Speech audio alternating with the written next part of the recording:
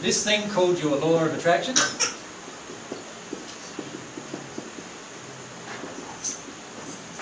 When you release a causal emotion, your law of attraction changes. So let's say today I cried all day, and it was about being controlled by people. Let's say that was the emotion. I was just tired, sick and tired of everyone trying to control me. That's my emotion. I cried all day, and lo and behold, tomorrow I have four more people trying to control me. What is that saying to me?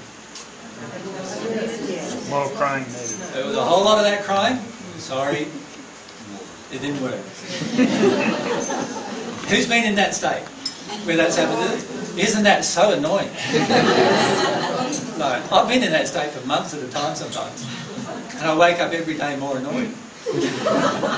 Then I connect to that, right? Then we work through it. But the key is your law of attraction changes instantly.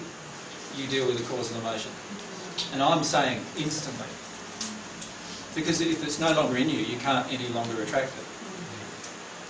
Right? So that's the way to tell that it's actually happening.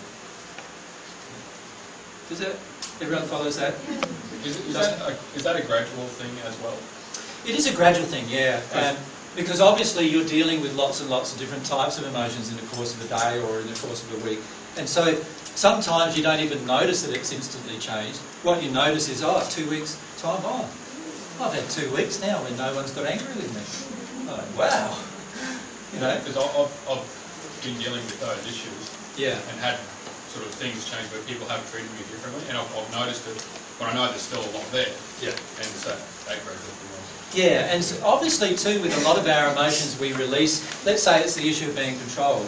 We might release an event in our teenage years, an event in our younger years, and younger years, and then we get down to one when we're 3 or something like that. Now, obviously, as we release one of those events, our law of attraction will slightly change.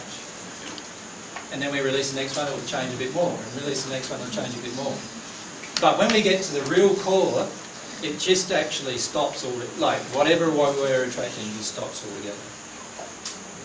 Could there be some sort of blissful, just a wonderful feeling, like ecstasy? Could that be an indicator that you've released? Usually after you've released causal emotion, you go through a day or a few days where you feel really, really good. That is a very common experience. Yeah. How many of you have felt that experience where you've felt like you've released something and the next day it's just like, whoa, this is an awesome day. Yeah. And then the next day, I'm back in there.